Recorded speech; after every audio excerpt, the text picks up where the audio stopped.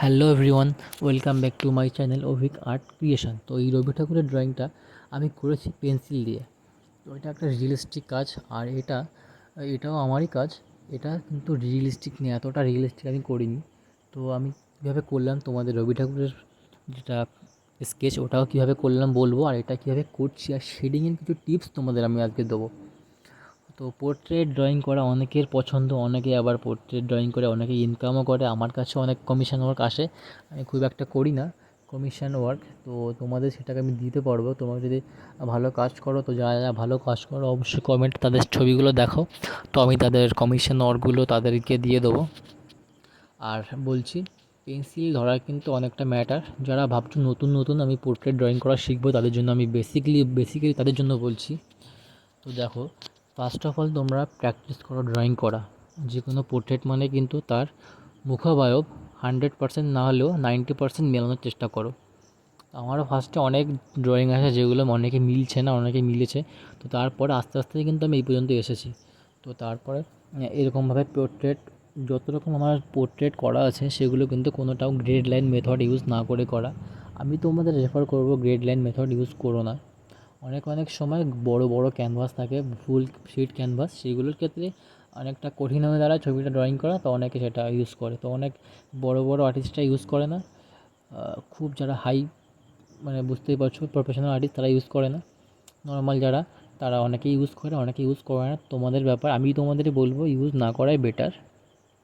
তো অনেক সময় ইউজ করতে হয়, যাই হোক সেটা নিয়ে বেশি কথা বলা উচিত নয়।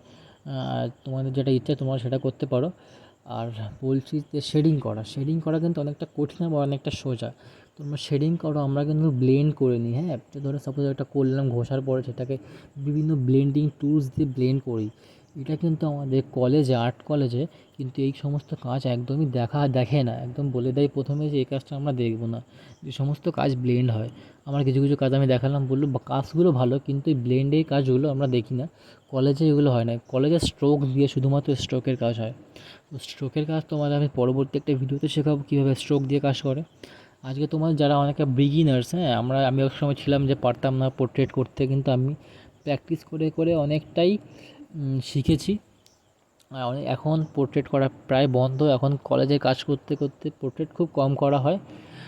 তো তোমাদের আমি বেসিক বলছি কিছু কিছু জিনিস যেগুলো পোর্ট্রেট করার জন্য একদম দরকার। তো একটা বুস্টার পেন্সিল কিনে নেবে, পেন্সিল সেট, একটা বুস্টার পেপার সেট 300 DSM, এটা যদি কেনো এর থেকে বেশি ভালো লাগবে না। এবার এর থেকে অনেক ভালো অপশন আছে, তো তোমাদের যেটা ইচ্ছা তোমরা সেটা কিনতে পারো। যাদের এখনও ভালোভাবে তোমরা করতে পারো না রিয়েলিস্টিক কাজ, তাদের জন্য বলছি কম দামি জিনিস কেনো, আগে শেখো, তারপর বা দামি জিনিস কেনো। তো তোমরা কিনতে পারো, যেটা অনেকের আর্থিক অবস্থা অসুবিধা হয়। আমি বলেছি যে পেন্সিল কীভাবে করব, তো সেটার জন্য একটা ক্রাইটেরিয়া আছে, আমার চ্যানেলে 1K সাবস্ক্রাইবার করে দিতে হবে তোমাদের। তাহলে আমি একটা পেন্সিলের বক্স কীভাবে করব, তারপরে আরও কীভাবে করব।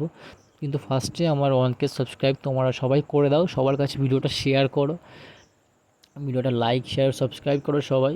আর ভিডিওটা সবার কাছে শেয়ার করো যাতে সাবস্ক্রাইবার আমার 1K হয়ে যায়, এবং তারপরে আমি কীভাবে শুরু করতে পারি। সেটা পেন্সিল দেবো পরের দিন, বিভিন্ন বিভিন্ন কীভাবে করবো আমি তোমাদের বললাম, একদম সঠিকভাবে বললাম যে আমি তোমাদের কীভাবে করবো। তার আগে তোমরা 1K সাবস্ক্রাইবার করে দাও প্লিজ, সবাইকে রিকোয়েস্ট থাকলো সবার কাছে। আর বলছি, পেন্সিল কিনলে, ইরেজার কিনবে, মেকানিক্যাল পেন্সিল কিনতে পারো, না কিনতে পারো, টম্বো মনো 0 ইরেজার পাওয়া যায়, তোমরা সেটা ইউজ করতে পারো, সেটা খুব ভালো। কোহিনুরের ইরেজার পাওয়া যায়, সেটা কিনতে পারো, ওটাও ভালো, ইউজ করা যায়। তো এই সমস্ত কিছু টুলস, সেগুলো তোমরা ইউজ করতে পারো।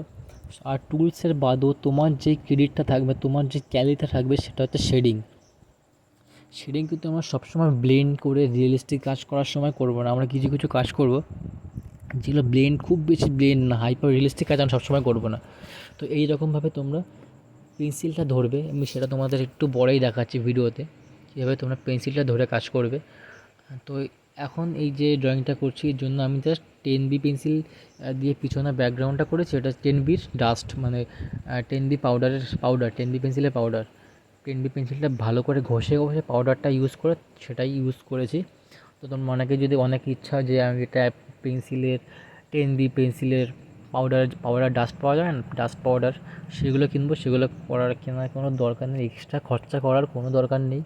তো তোমরা পেন্সিল দিয়ে ঘষে করতে পারো। আমরা পেন্সিল কাটার সময় অনেকটাই লস হয়, পেন্সিলের ওই ইয়েগুলো এক্সট্রা যেগুলো থাকে সেগুলো ভালো করে ঘষে তোমরা করতে পারো। আর প্রথমে তারপর তোমরা একটা ইয়ে কিনে নেবে, যে চারকোল পেন্সিল কিনে নেবে, 15 টাকার পেন্সিল, এটা এর দাম 15 টাকা। আমি আজ পর্যন্ত যতগুলো কাজ করেছি সেগুলো আমি 15 টাকার পেন্সিলগুলো ইউজ করেছি।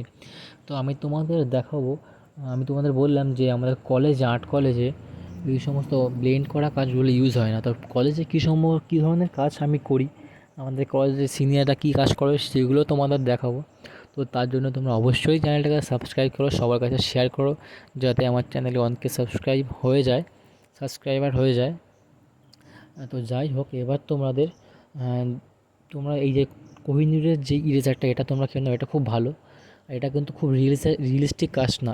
এবার তোমাদের আমি দেখাবো যে পেন্সিল ধরে কীভাবে ঘষবে বা শেডিং কীভাবে করবে। দেখো, পেন্সিলের মাথার দিকে ধরবে, দূরে ধরবে পেন্সিল থেকে, তাহলে এই স্মুথ টেক্সচারটা তোমরা পাবে। পেন্সিল যত দূরে ধরবে, ধরে আস্তে আস্তে ঘষবে, সময় নিয়ে ঘষবে, তাহলে স্মুথ টেক্সচার আসবে। আর তোমরা যদি পেন্সিলের মাথা ধরে কাজ করে দেখো, প্রথমে এই যে মাঝে মাঝে দু একটা ডার্ক লাইন, না, এই ডার্ক লাইনগুলো অনেক রিয়েলিস্টিক কাজ করার সময় খুব একটা বাজে রকম দেখা যায়। তো তোমাদের বলবো, পেন্সিলটা আমি যেভাবে ফার্স্টে করে দেখালাম, উপরের শেডিংটা তোমরা এইভাবে করো, এইভাবে তো এইভাবে তোমরা শেডিংটা করো, ভালো হবে, খুব সুন্দরভাবে শেডিং হয়। এইভাবে করলে পেন্সিলের থেকে দূরে ধরে পেন্সিলটাকে ফ্লো করে আস্তে আস্তে ধীরে ধীরে শেডিং করলে পেন্সিলটা খুব ভালো স্মুথলি শেডিং হয়, এবং সেটাকে যদি তারপরে যদি ব্লেন্ড করো তা আরও ভালো হয়। তো তোমাদের দেখালাম কীভাবে শেডিং করতে হয়। আর তোমাদের কাছে রিকোয়েস্ট থাকলো অনকে সাবস্ক্রাইবারের জন্য, তো কীভাবে, তো অবশ্যই করবো, বলছি যখন তো করবোই। তো অবশ্যই তোমরা অনকে সাবস্ক্রাইব করে দাও। আর দেখালাম কীভাবে করতে হয়। নেক্সট ভিডিওতে আমি দেখাবো আরেকজনের পোর্ট্রেট, আমি যেটা করেছি রিসেন্টলি, কয়েক মাস আগে করা একটা ইউটিউবার দাদার। তো তার যে আমি তাকে দিয়েছি তোমার স্কেচটা, তাদের দুজনের স্কেচ ছিল, সেটাও আমি নেক্সট ভিডিওতে দেখাবো। তো তোমরা দেখতে পারবে, সেই কাজটাও দেখতে পারবে। আমি আমার যে সমস্ত পেন্সিলের কাজ আছে, পেন্সিল দিয়ে করা সেই সমস্ত কাজ দেখাবো। আর তোমরা আমার চ্যানেলে একবার অন্তত ভিজিট করে আসো, দেখো কী ধরনের পেন্টিং আমি করি, তাহলে তোমাদের দেখে ভালো লাগবে, পেন্টিংগুলো দেখে ভালো লাগবে, অবশ্যই ভালো লাগবে। আর সেইগুলো দেখো, আর চ্যানেলটিকে অবশ্যই সাবস্ক্রাইব করো। তো আজকের জন্য এইটুকুই। তো পরের ভিডিওতে দেখাবো যে আরও কীভাবে শেডিং করে, বিভিন্ন কাজ তোমাদের দেখাবো। তো ভিডিওর প্রায় শেষের দিকে, আর বেশি সময় নেই ভিডিওর। তো এই আর একটা তোমাদের বলছি, মেকআপ টুলসের ক্ষেত্রে কিন্তু এই যে মেকআপ ব্রাশ, এটা কিন্তু তোমাদের অবশ্যই কিনতে হবে, তাহলে ভালো ব্লেন্ড করা যায়। এর থেকে ছোটো একটা সাইজ কিনতে পাওয়া যায়, তোমরা সেটা কিনতে পারো, সেটাতে খুব ভালো হয়।